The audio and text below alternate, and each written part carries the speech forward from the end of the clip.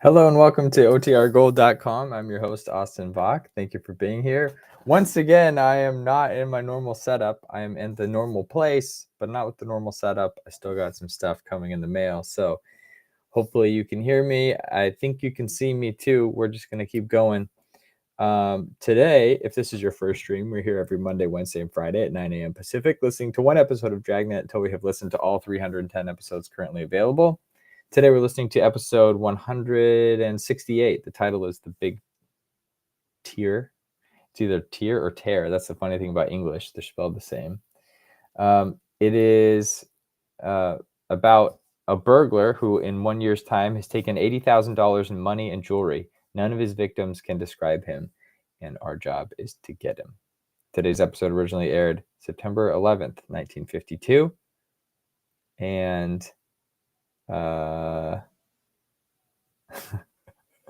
Roscoe's calling me out for being late. And if you want some historical context for that, check it out in the description. There's a link to that. Okay, quick shout. Speaking of getting called out in chat, let's see who's in chat right now. Got to pull up my phone. It's on my phone. We got Film Noir Buff. I'm doing this by memory based off your usernames and your profile. So we got Film Noir Buff, Paul, Sam, Nell, So Over It, Mary, and Life with Roscoe. Welcome.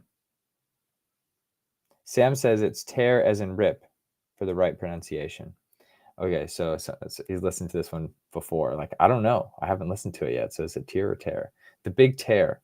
Thank you, Sam, for the clarification. All right, so let me share my screen now, and we'll get today's show started. And then I will disable my video real quick, and I'll be right back.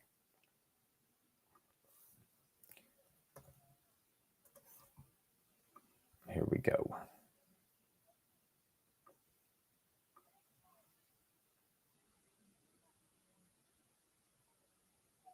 Oh, hang on, guys. I have to change something on this computer. Come on, allow it. Later. Okay. Holy smokes. Can you guys see this? Hopefully, yes. 168. I was listening to some of this yesterday, and the audio is not the best, but it is listenable. I double checked it yesterday. Here we go.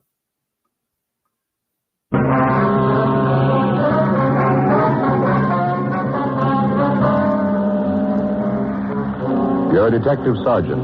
You're assigned to burglary detail. In a year's time, a burglar has taken approximately $80,000 in money and jewelry. None of his victims can describe him. Your job, get him.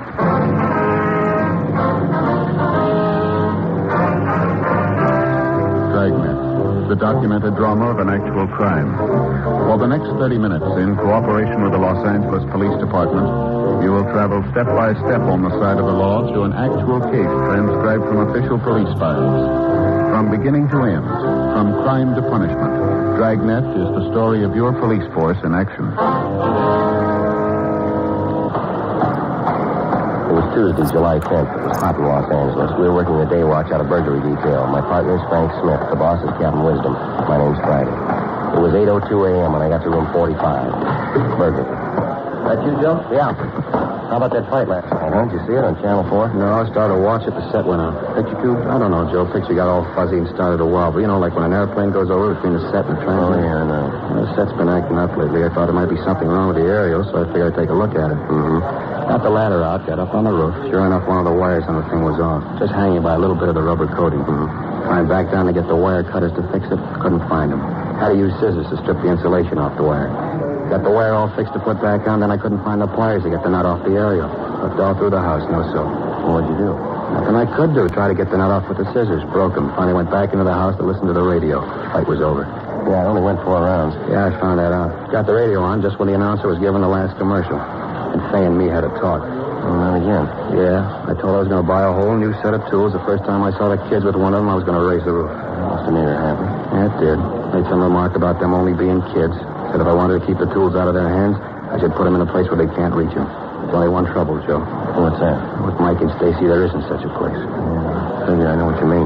It's sure a good fight, though. It's too bad you missed it. Yeah. Got it, Smith? Yeah, Skipper. Right here with you. Thanks. Skipper, what's up? Sit down. Just got a call from the Wilshire Division. That string of burglaries they've had out there. Mm-hmm. They can't spare the men to give this thing the time it looks like it's going to take to turn it. Yeah. So I'm putting you two on it. Here's all the crime reports on it. Looks like they've been busy. A lot of reports here. What's he picking? Money and jewelry. Mm-hmm. He uses a celluloid strip to get into the houses. Not much unusual about that. No. According to the reports, he's been hitting around 3:30 to 6 in the afternoon. Yeah, he evidently rings the bell first to see if there's anybody in the house. And then if there isn't, he uses a celluloid to open the door. Goes through the house, then leaves by the back door. What's this bit here about the glass of milk? Well, that's the one part of his M.O. that's new. It seems every place he goes into, he has a glass of milk before he leaves. Any prints on the glass? Haven't found any yet. Seems to wipe a glass clean before he leaves. Stats office come up with anything on the M.O.? Nothing hasn't been checked out. The leads they gave us didn't go anyplace. How about the victims? Any of them ever see the guy? No, not good. A couple of them have caught glimpses of him leaving the house. Didn't realize at the time that he'd just come from their place. How about a description? Everybody that's seen him tells a different story. Some have him tall and thin, others have him short and husky. Some have him dark, others light. Anybody's guess. Oh, that makes it easy, huh? You been working any one area, Skipper? Yeah, according to those reports, he works around in here.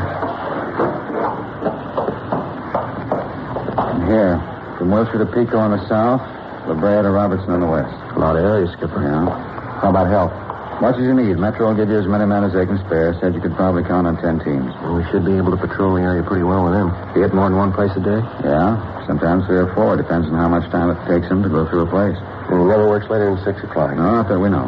Pretty smart. More people on the streets that time of day, less likely to be noticing. That's probably the way he figures it. I still don't think I get this milk thing here. Yeah, it's a weird one. Do you have it every place he goes? Seems to. The owner comes home and finds all the money and jewelry in the place gone and an empty glass on the table in the living room. Living room? Yeah, in the living room. Evidently pours the milk right after he gets into the house, then carries it around with him while he works. Finishes it up before he leaves. Boys from Wilshire have found those rings, you know, when you put a glass down on the table. Yeah, I know. Found them all over the house. They haven't found any prints at all, huh? No, latent prints has gone over the places completely. Everything they found has a right to be there. Belonged to the family or friends. $80,000. How about the pawn shop detail? They turn up anything? No, nothing. None of the jewelry's turned up as far as we can tell. Looks like a gem, huh? It is. It's all yours. All right. We'll get started on it right away. You two stay on this until you clean it up. Right, Skipper. Any ideas where you're going to start? Well, only one place, the neighborhood where he works. Yeah? We don't know him. Maybe he'll come to us. Frank and I went over the reports. In general, the operation was the usual type. Use of a celluloid strip to enter a house wasn't new. The suspect operated during those times when detection was least likely. He never operated in the rain. All in all, with the exception of the milk drinking, the case could have been 100 others. Frank and I spent the rest of the afternoon talking to the victims who had seen the burglar. They were all sure that the man they'd seen was the one we wanted, but their description varied from each other. All the victims had been shown mug books, but failed to identify the suspect. We called Metro Division and asked them to give us as many radio units as possible to cover the area. They assigned 10 cars to the detail. Frank and I covered the entire area in our car. Wednesday, September 5th. 2 months had passed, during which time the burglar hit only 2 houses. In spite of the heavy patrol action in the area, he got away safely in both instances. 5:45 p.m. Looks like another day shot, huh? Yeah, another 15 minutes to go. Well, one thing anyway, he's calmed down, Joe. Isn't going to make 100,000 this year. Wait a minute, right? Yeah? Up ahead there on the left, White House. Yeah, I can see him. Pull over here. We'll walk down it. Right. Come on, you get on my side. All right. Still working? Yeah, probably a double lock on that door, huh? Celluloid won't work there. Having a little trouble, mister? Huh? Looks like you're having a little trouble getting that door open. Oh, yeah, I lost the key. You police officers? Yeah, that's right. Oh, happy to know you're on the job, protecting my house and all. Sure appreciate it. Wonder if we can see your identification. I beg your pardon? Your identification? Wonder if we can see it. Well, what's the matter? Don't you believe me that I live in this house? We just like to see your ID. Nothing wrong with you showing it to us, is there? Oh, of course not. Gee, looks like I left my wallet in the house. What's that gadget you were trying to get into the house with there? Oh, this? A piece of celluloid. I read about it someplace. I happen to have it. Mm-hmm. Turn around, will you, toward the street? Yeah, sure. What do you want? What's the address of the house you live in? The address? Yes, sir. You guys still don't believe I live here, do you? The address, what is it? 1200 block in Allendale. What's your name? Anderson? Jack Anderson. Maybe you can explain why the name of the mailbox is Radcliffe, huh? Well, yeah, sure I can explain. You see, I'm just visiting here. Summer vacation, just out here a couple of weeks. All right, mister, stand still. Hey, wait a minute, what's going on? You got no right to Stand search still. me. How about this wallet? Is it yours? Yeah. Oh, come on, give it back. Let's take a look here. You said your name was Anderson, is that right? Well, yeah, but I can explain that. Yeah, I hope so. It's going to be a little involved, though. Oh, what's wrong? Two things, wrong house and wrong identification. Frank and I took the suspect back to the city hall for interrogation. Although he gave us the name Jack Anderson, all his identification bore the name Robert Red Neal. We ran the name through R&I. Neal had several previous arrests on burglary charges. According to the record, there were no wants on him at the time. 6:20 p.m. Frank and I questioned Neal. All right, Neil, come on off it. Okay, so you know I don't live in the house. It looks like one I do live in. I just made a mistake, that's all. They build all these houses out here so they look Now, alike. look, Neal, don't ask us to believe that one. I'm not asking you to believe anything but the truth, and I'm telling you that. Sure. Now, what about your record? Well, what about it? A lot of burglary charges. All right, I did a little time. Now, what's that prove? I'm going straight now. You still can't come up with a story to tell why you were trying to get into that house. I told you, I thought it belonged to a friend of mine. What's his name? I don't remember. You like milk, Neal? Huh? You like milk? Look, I don't get this. What are you trying to Just prove? answer the question. Do you like milk? I can take it or leave it alone. I'm a big boy now. Sometimes I drink coffee. How long have you been in town, Neal? Couple of weeks. Why? Where were you before you got here? Up north. Where up north? Down Sacramento. What'd you do up there? A few odd jobs. Look, if you guys are going to book me, then do it. Let's get this yak over A couple of with. things we want to settle first, Neal. What? How long were you up north? I guess it's been about 6-7 months. 7 months. You got any way of proving that? Look, why should I have to prove anything? You guys figure you got a rap you can stick me with? Okay, try it. Book me in. Look, don't press, Neil. Can you prove you're up north for the last 7 months? Yeah, it shouldn't be any trouble at all. Who do we talk to? The sheriff up there, he had me in the can. After waiting for 2 months, the one suspect we were able to turn had an alibi that we couldn't shake. Frank and I went back to rolling stakeout. The burglaries continued. Evidently, the burglar was getting more and more reckless. The police cars in the area were acting as less of a deterrent to his activities. In 2 weeks, he looted 16 homes. A week of bad weather brought his operation to a standstill, but as soon as the rain cleared, he went back to work. Tuesday, October 9th, we got a call from an elderly woman who said that she had information regarding the burglaries. Frank and I drove over to talk to her. Won't you sit down, officers? Thank you, ma'am. Yes, ma'am. Miss Blair, you said on the phone that you had something to tell us about the burglary. Yes, I have. Would you like a little something to eat? Sandwich, coffee? I just took some cookies out of the oven. Maybe you'd like some of those and a glass of milk. No, ma'am. Thanks just the same. Now, will you just tell us what you know, please? Well, I feel a little silly about it, officer. At first, I didn't think I'd say anything about it, but then I got to thinking. I figured it might be better if I did tell you. Yes, ma'am. It's about the burglaries, you know. Yes, ma'am. That's what you said on the phone. Phone? Oh, yes. You mean when I called you? Yes, Miss Blair. Now, if you'd please tell us what it is that you have here. Of course. I guess I'm just being a coward about it, not telling you right out, but when you hear the whole story, you'll understand. Yes, ma'am. You see, I went out to the store yesterday afternoon, had a sale on frozen foods down at the supermarket. Wonderful bargains. Fruit juice at 12 cents a can. Prices on vegetables where you just wouldn't believe it. We understand that, ma'am. Now, how about the burglaries? Oh, yes. Well, I went to the market about 2:30. That's when I left the house. Normally, I meet my husband after work, and he brings me home. Only yesterday he didn't. He had some work to do at his office. He's in real estate. Yes, ma'am. Well, yesterday he didn't bring me home. I caught a ride with that nice Mrs. Coddington. Lives 2 doors down. She brought me home yesterday. I got here about 3:45. Remember looking at the mantel clock when I came in? That one there. Yes, ma'am. Clock is always kept perfect time. Wedding present. Lovely thing. Yes, ma'am. It's very nice. Isn't it though? The gold work on the face. Ma'am, we don't like to be rude, but if you just tell us what you know about the burglaries. Well, certainly. You see, I came into the house, and there he was. Ma'am? The burglar. There he was in the hall, drinking a glass of milk. Such a nice-looking boy.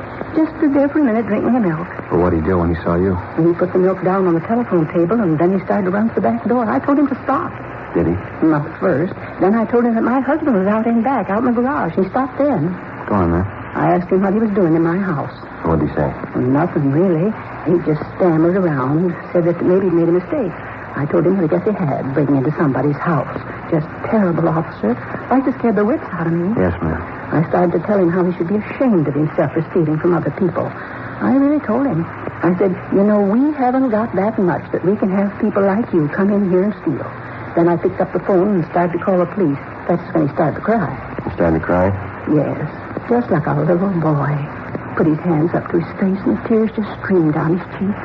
What happened then, Mrs. Blair? Well, when I saw him cry, he looked so small, like such a little boy, that I went over to him and comforted him.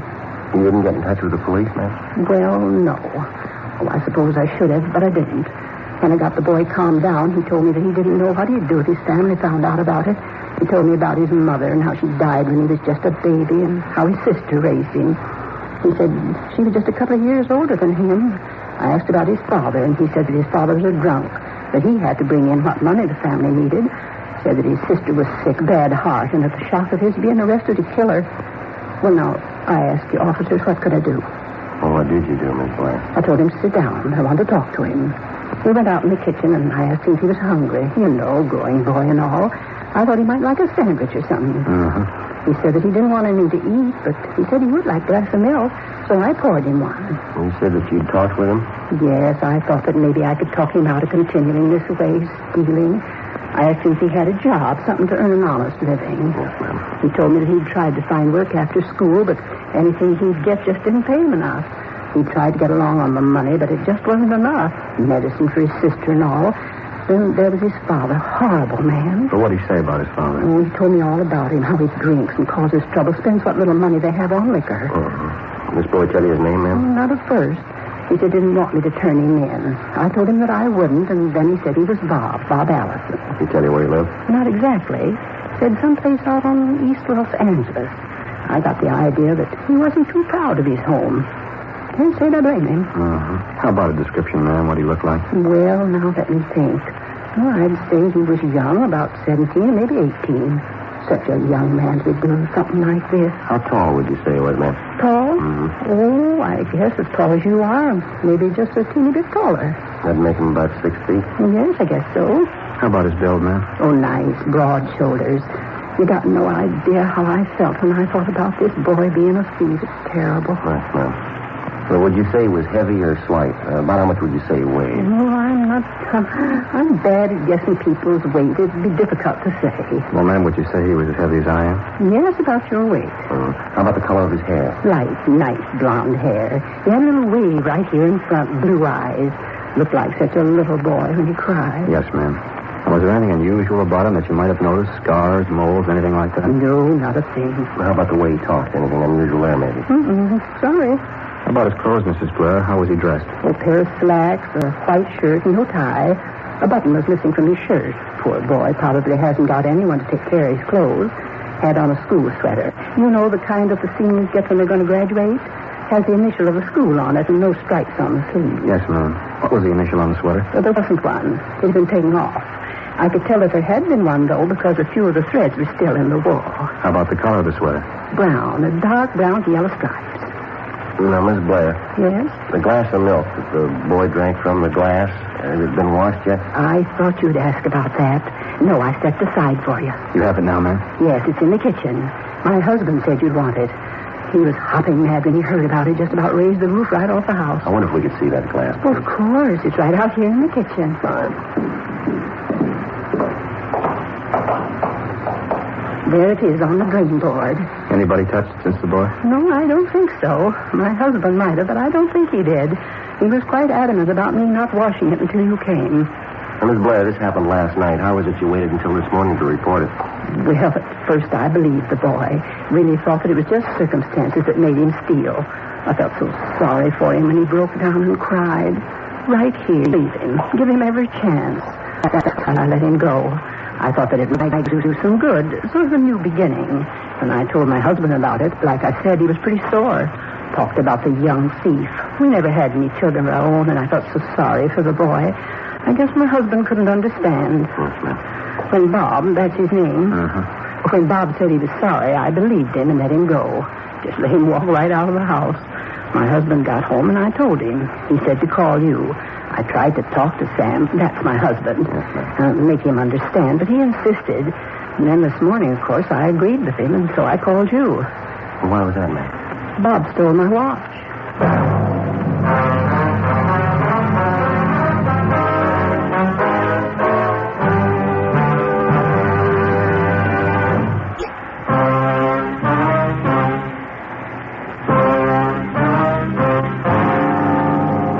10:45 a.m. Frank and I went back to the office. We ran the name Bob and Robert Allison through R&I. There was no record on anyone answering his description.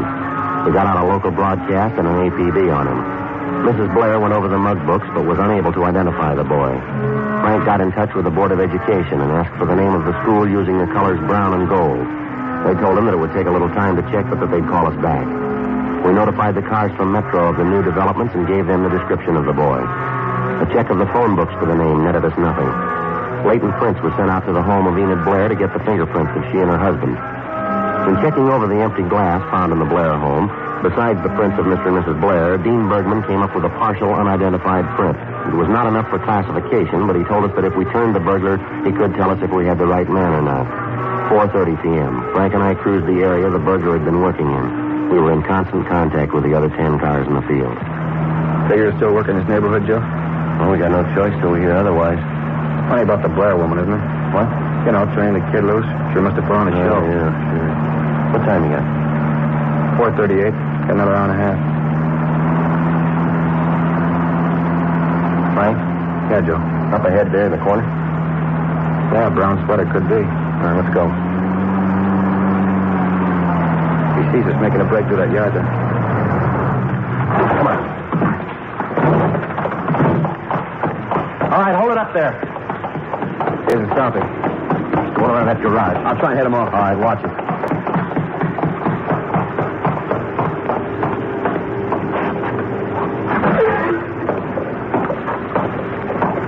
Joe, you see him? No, we missed him someplace. Better get back to the car. Right.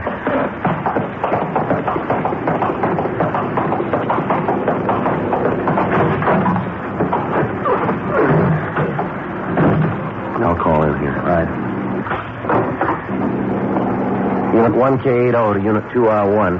Unit 1K80 to Unit 2R1. Come in, please. Unit 2R1 to 1K80. Suspect WMA, 17 to 19 years old, wearing tan trousers and brown and gold sweater, fleeing on foot. Last seen going east on Chalmers Drive at corner of Spalding Avenue. Please block at Chalmers and Hayworth. Repeat, please block at Chalmers and Hayworth. Roger, 1K80. Unit 2R7. Come in, please. Unit 2R7 to 1K80, go ahead. You get the description all right? Yeah. Want to cover Barrows Drive and Hayes Street? Repeat, Barrows Drive and Hayes Street. Over. Roger, 1K80. Units 2R2, 2R3, 2R4, 2R5, and 2R6 converge on area adjacent to Chalmers and Spalding. Repeat, converge on corner of Chalmers and Spalding. Unit 2R20 will direct operations. 1K80 out. Well, it's locked in. Let's find it.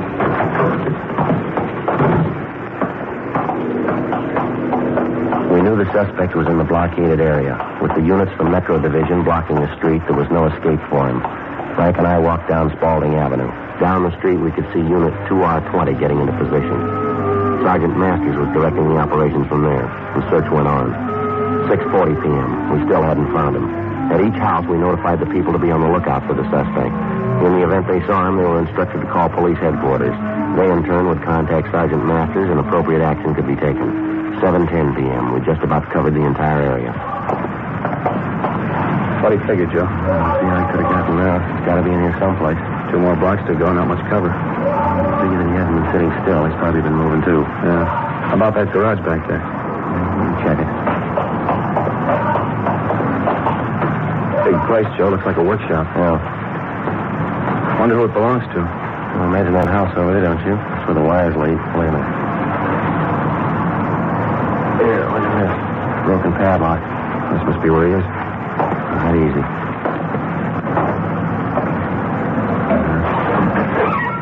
All right, young fella, come on out. What do you think? Oh, there's no other door. Come on. All right, come on, boy. Give it up. We know you're in here. How about the lights, Joe? Yeah, I got him. Bigger inside than it looks. Dozen places he could be hiding. Yeah, you want to check over there, back of those legs? I'll take this side. Right. No sign of him over here. How about you? No. How about that balcony up there? The wooden paint cans, see up there? Yeah. Somebody could hide up there. All right, I'll take a look. Take it easy, Joe. Yeah. All right, give it up, fella. You got no place to go. Watch it, Joe. Take this. Let me go. Frank. Yeah, Joe, I got it. Get away. Get away. All right, watch it, Frank. I see. All right, come here, you.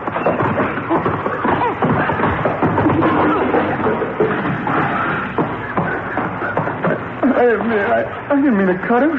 I told you to leave me alone. I told you. All right, come on, get up, you. How about it, Frank? You all right? Oh, Joe, just a cut, isn't there? All right. Let me go. I didn't mean it. I got scared. I didn't mean it. I don't know what I'll do if my family finds out. Yeah, sure. You going to tell us about your sister, the one who was sick, and your drunken father? Huh? Well, are we going to get the full treatment here, the same one you gave Miss Blair? She told you, huh? Yeah, she told us. What's your name, boy? Akins.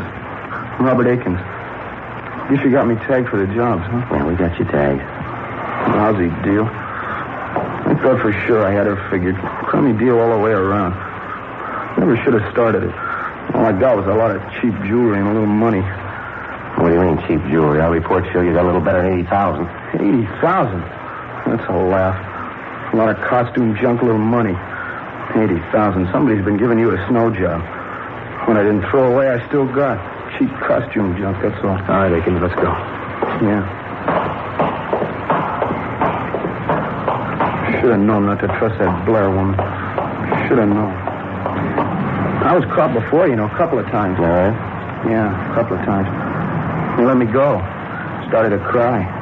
Getting that story about my sister. They let me go. It was the crying that really did it, though. As soon as I started to boil, they turned me loose. Good gimmick, huh, crying? Yeah, sure. Don't try it on the jury. It won't work.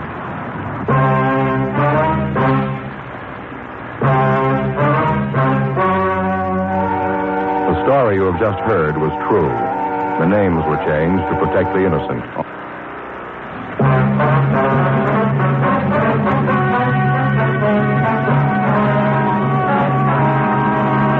Robert Charles Aiken was filed on and found guilty of 12 counts of second-degree burglary. He was released to the Youth Authority for parolement and possible rehabilitation.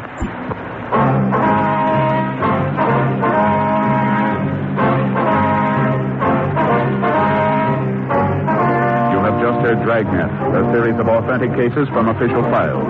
Technical advice comes from the Office of Chief of Police W.H. Parker, Los Angeles Police Department. Technical advisors Captain Jack Donahoe, Sergeant Marty Wynn, Sergeant Vance Frazier. Heard tonight were Herb Ellis, June Whitley, Jack Crucian. Script by John Robinson. Music by Walter Schumann. Hal Gibney speaking.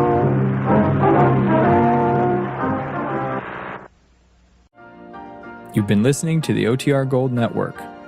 Find more classic radio at otrgold.com.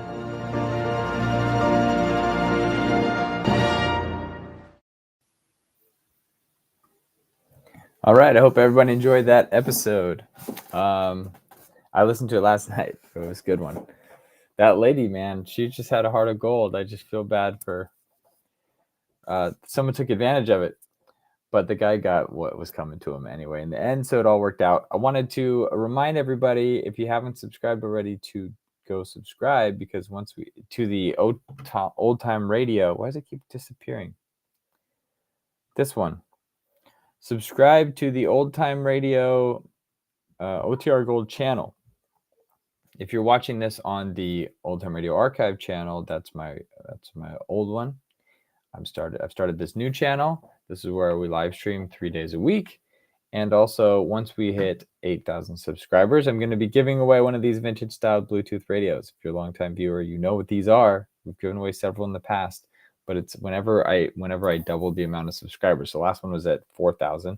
Now need to get to 8,000, and the last one will go at 16,000.